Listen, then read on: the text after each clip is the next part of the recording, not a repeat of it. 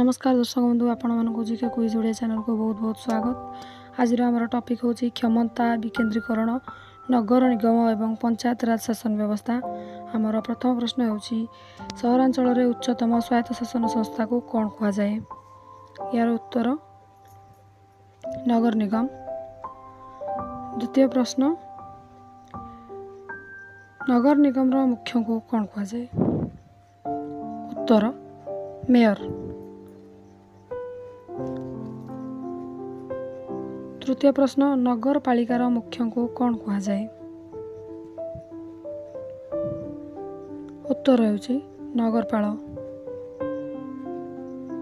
चतुर्थ प्रश्न पौर परिषद रे अध्यक्षता किए करंती। उत्तर चेयरमैन।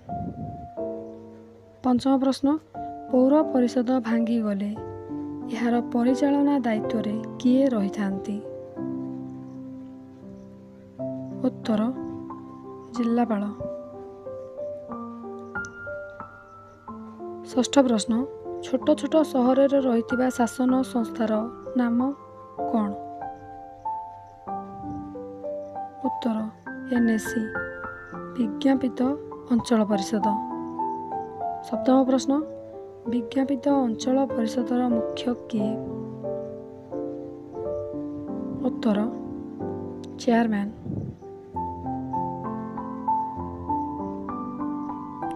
ग्रामांचल स्वायत्त शासन व्यवस्था को कौन कहा जाए।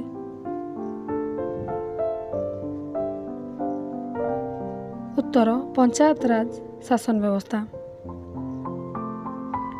अष्टम प्रश्न पंचायत राज शासन व्यवस्था ओडिशा रे केबे लागू होइतिला।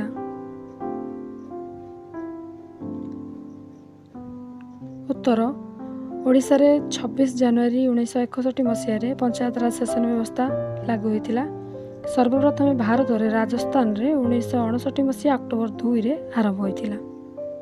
नवम प्रश्न ग्राम पंचायतर मुख्य किए। उत्तर सरपंच। दशम प्रश्न ग्राम पंचायतर दुईटी मुख्य सभा बा अंगर नाम कौन।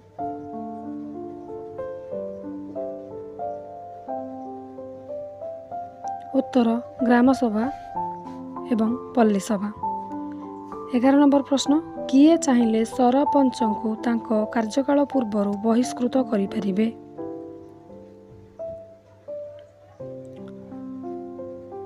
उत्तर पंचायतर 2/3 सभ्य किंबा राज्यसभा। 12 नंबर प्रश्न सरपंच एवं चेयरमैन करो कार्य अवधि केते। उत्तर 5 वर्ष।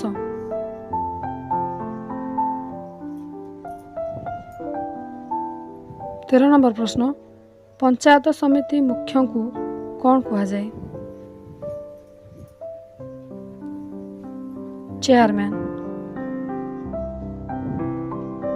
14 नंबर प्रश्न पंचायत राज शासन व्यवस्था को लागू होगा समय रे भारत रे किए प्रधानमंत्री रही थिले। उत्तर पंडित जवाहरलाल नेहरू। 15 नंबर प्रश्न पंचायत राज शासन व्यवस्थार सर्वोच्च स्तरर नाम कौन। उत्तर जिला परिषद। 16 नंबर प्रश्न जिला परिषदर मुख्य किए। उत्तर चेयरमैन।